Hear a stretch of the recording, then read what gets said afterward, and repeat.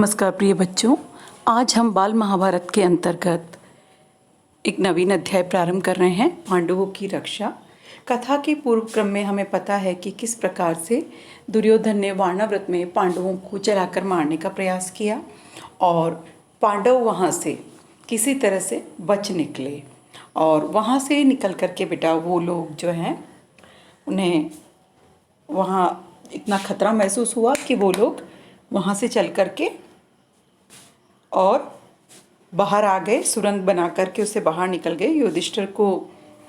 युधिष्ठिर की जो सलाह उसको भीम सहित सभी भाइयों ने और कुंती ने भी मान लिया और वे लाख के भवन में रहते हुए बाद में विदुर का भेजा हुआ सुरंग बनाने वाला कारीगर वारणावत नगर में पहुंचा और उसने एक दिन पांडवों को अकेले पाकर उन्हें परिचय देते हुए यही कहा कि आप विदुर ने युधिष्ठिर से कहा कि मैं सांकेतिक भाषा में बात करना जानता हूँ और वहाँ से उसने उनको चौकन्ना कर दिया। और चौकन्ना करने के बाद ये देखिए, आपको ये चित्र में भी परिलक्षित हो रहा है कि किस प्रकार पांडव वहाँ से निकल करके और आगे बढ़ गए और इस प्रकार से उनकी रक्षा हुई।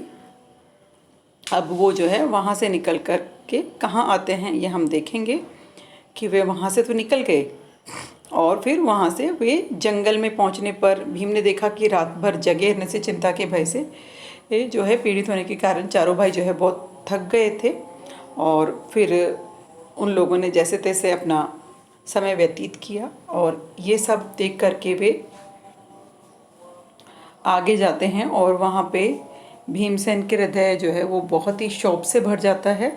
माता कुंती और पांचों पांडव एक चक्रा नगरी में भिक्षा मांगकर अपना गुजारा कर रहे हैं, दिन बिता रहे हैं।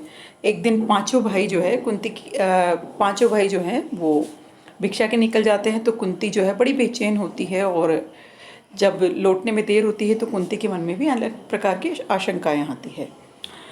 अब पांचों भाई जितना भी भिक्षा में भोजन लाते थे उनका दो हिस्सों में जो है कुंती बांट देती थी। एक हिस्सा भीमसेन को, बाकी चारों बेटों को देकर खुद खा लेती थी। अब भीम जो है वो उसकी भूख इतने से भोजन से नहीं मिटती थी, अतः वह दिन पर दिन जो है थोड़ा दुबला होता गया और ये देख करके कुंती युधिष्ठिर जो है चिंतित रहने लगे। अब भीमसेन ने क्या किया, एक कुम्हार से दोस्ती कर ली। उसने मिट्टी आदि खोदने में मदद करके उसे खुश कर दिया। कुम्हार भीम से बड़ा खुश हुआ और एक बड़ी भारी हांडी बनाकर उसे दी। भीम उसमें विशाल शरीर, उसके विलक्षण हांडी देखकर बच्चे हंसते हंसते लोटपोट हो जाते हैं। अब एक दिन देखिए, चारों भाई तो गए हुए थे भिक्षा मांगने के लिए। कुंती माता के साथ भीम जो है वो घर पर ही रहा और इतने में ही जिस ब्राह्मण के घर में वे रहते थे उस ब्राह्मण के यहाँ से रोने बिलखने की आवाज़ें आई। तो ब्राह्मण बहुत दुखी था। कुंती को लगा कि हम इनके यहाँ रह रहे हैं तो हमारा एक कर्तव्य बनता है कि हम इनके सुख दुख में साथ दें। तो देखिए,